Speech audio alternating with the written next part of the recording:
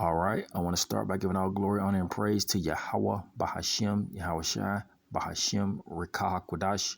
Double honors to the elders and the apostles and teachers and wise men of great millstone that I learned this truth from through the spirit and power of Yahweh, Bahashem, Yahweh Shai. Salutations out there to the elect. All right, I want to do a quick lesson going into some prophecy. All right, this video that I came across, it says how tariffs are going to jack up the car prices in the U.S. And not just the car prices, but other prices as well. And these tariffs are going to raise taxes, you see. But let's start with this scripture right here. You see. And not Daniel. Let's start with the scripture right here in Salakia. In Ecclesiasticus 1, verse 9, you see. And just like, the kingdoms in the past raised taxes, during their time, taxes are being raised, in this kingdom also. Before I get that scripture in Daniel, I'm going to read this one in Ecclesiastes 1, let's start at verse 9. All right, it says, the thing that has been is that which Salakia, verse 9, let's read it again. The thing that have been is that which shall be, and that which is done is that which shall be done, and there's no new thing under the sun, you see? Because just like I stated, taxes were raised in the past in other kingdoms, and it's going to happen also in this kingdom. All right, let's keep reading. Verse 10, is there anything whereof it may be said, see, this is new? It had been already of old time, you see, which was before us, you see. All right, now let's give you an example of that in the book of Daniel. All right. Now, this is the book of Daniel. Let's go to verse 10. All right.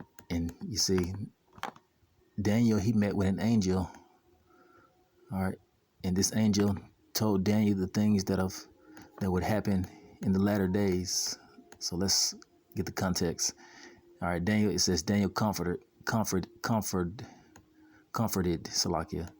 All right. Let's read it. It says, Daniel 10 and 10, it says, and behold, and hand touched me, which set me upon my knees and upon the palms of my hand. And he said unto me, O Daniel, a man greatly beloved, understand the words that I speak unto thee, and stand upright. For unto thee am I now sent. And when he had spoken the words unto me, I stood trembling.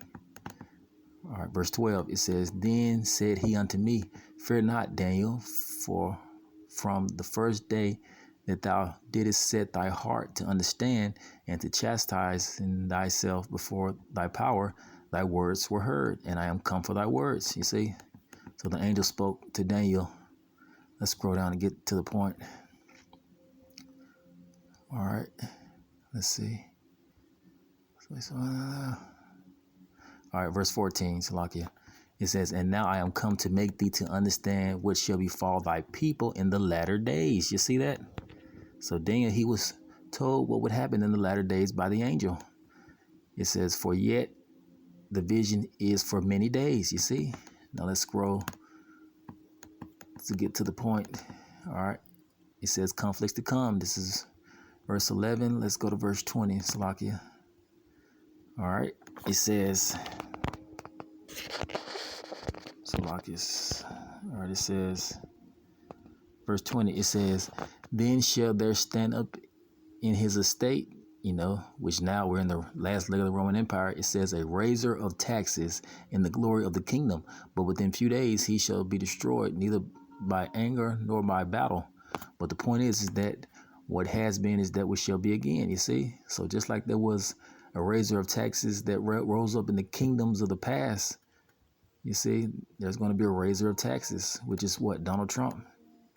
You see, with those tariffs. All right, let's start this video. Salakia.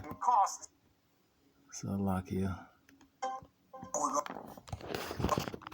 going to be doing is a 25% tariff on all cars that are not made in the United States. 25% tariffs that the president announced on imported cars as well as parts starting next week. For some automotive industry economists, the unthinkable has happened. 30 years of free trade across North America virtually wiped out by a single executive order. Of course, I don't think anyone could have foreseen this happening. There are all kinds of unintended consequences that will fall into place. One executive in the industry texted me earlier and he said, this is going to drive the auto industry into a recession.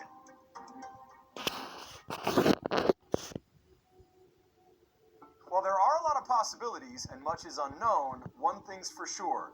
Cars are about to get more expensive in the U.S. Some may even be pulled from the market entirely. If we see prices going up as a result of costs going up either on vehicles or parts, that means that the consumer is going to have a harder time affording these vehicles, and we estimate you could see a 2.5 to over 3 million unit hit. Now we have to invest in new plants. We have to invest in new assembly lines. We have to find new suppliers. This is going to drive some small suppliers out of business. This is going to cost more to build vehicles. This is going to eliminate entire segments of vehicles from the pipeline. All of that will likely take years to execute.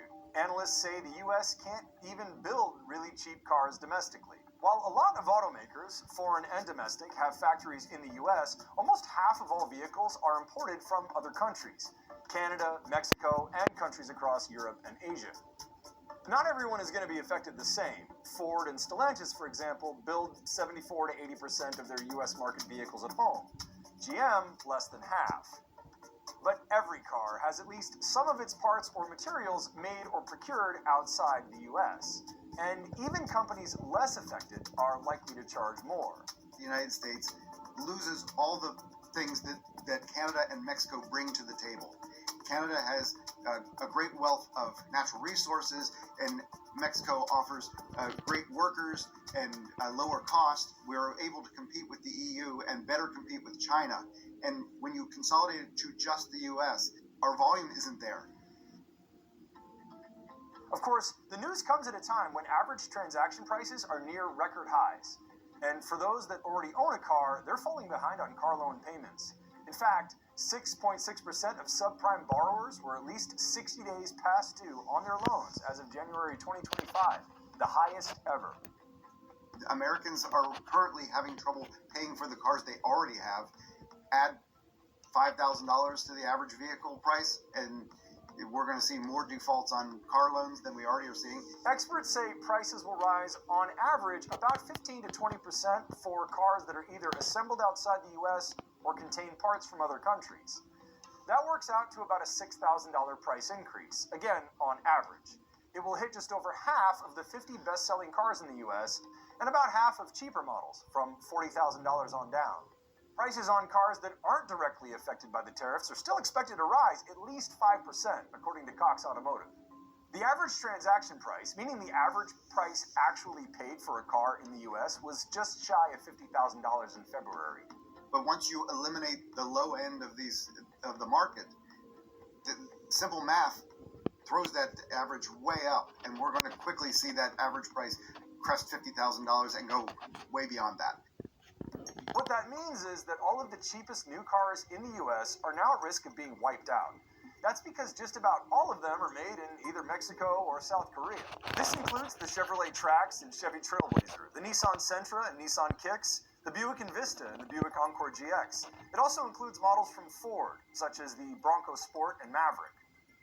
When you build a Nissan Sentra in Mexico, you build that for the Mexican market, you build that for the Brazilian market, you build that for the American market. And so that combined volume gets you to a level where the economies of scale make sense to build so many vehicles and sell them in the United States at $25,000. If you build them in the United States with a tariff, Brazil's not going to accept those vehicles that are that expensive. Mexico's not going to want them back. Think about it like this. General Motors is the largest U.S.-based automaker by volume.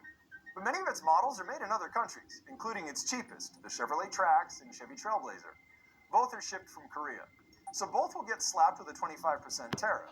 That basically leaves GM with one choice. How much, if any, of the tariff do they absorb?